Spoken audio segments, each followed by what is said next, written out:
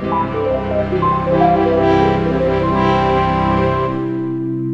Chord Whisperer. With me, here we go. The first one that I have picked, basically at random, is Penny Lane by Paul McCartney.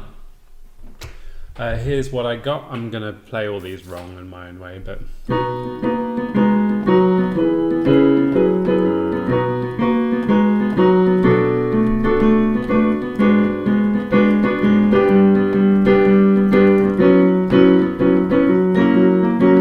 that is the verse. Let's see what's happening.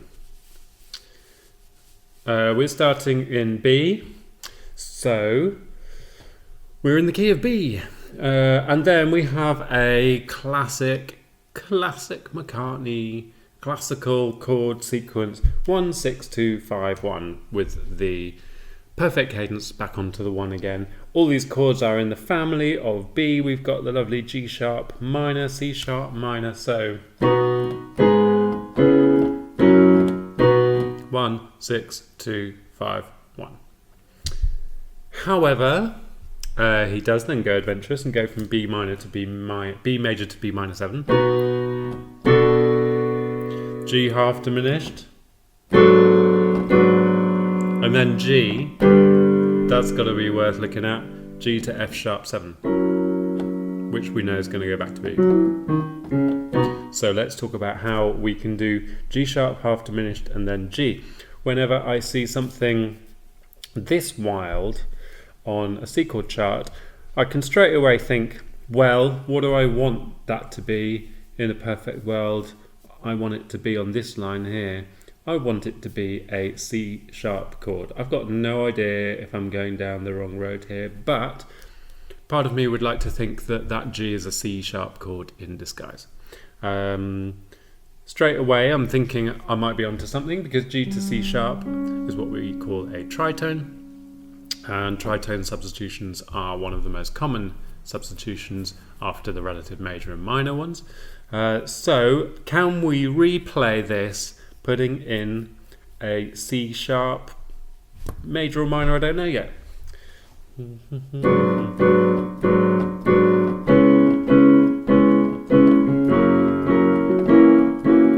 Yes, but it doesn't sound as good. But we know that we're onto the right thing. I don't think it could be major.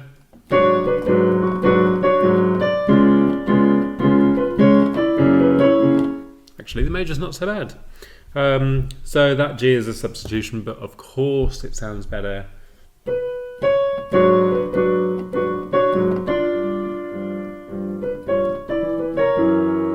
Second time, interesting. Second time bar here, we go into E. Now this modulation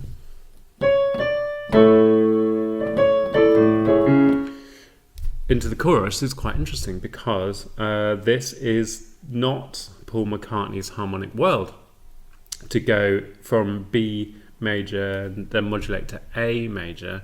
A major is outside the normal family of chords from B major, and this is more, I would say, probably something I'd expect from Mr. Lennon, to be honest. It's a very bright change. It goes up in the range, although that doesn't tell us much about the harmony.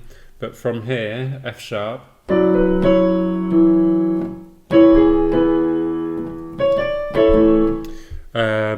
sounds like a kind of bright change. And I would say harmonically, he doesn't really get away with it. There's no preparation to take us into A. We've seen no A chord up to that point. This isn't even an E7 chord, which we'd normally use. And the jump from F sharp 7 to E is unconvincing. Here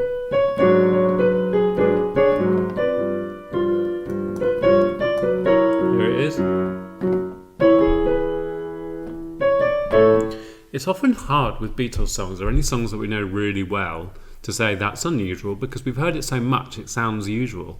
There have definitely been chord progressions and sequences and melodies and arrangements that have become more tolerable and listenable to as a result of the Beatles and other songwriters writing them, and then we get used to hearing them. So you'll have to trust me that this is really unusual. Then we go to A and we have the chorus. Now, one thing we know, because it's a McCartney song, probably with Lennon songs as well, is that he's going to take us back to B. And that he's got to do that with an F sharp 7. So we're in A. Let's find out how he does it.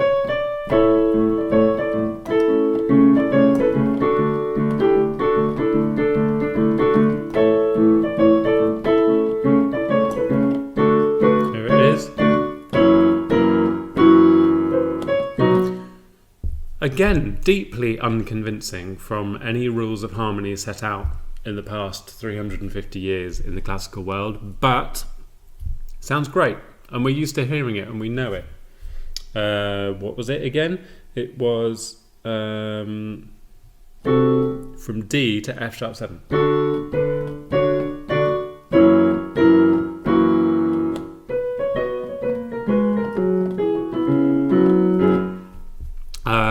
Before I go any further, probably should have said this at the start as well. Bass lines do not really show on here, and that is deliberate because we're looking at the harmony, we're looking at the chords, and the bass line often will follow its own path.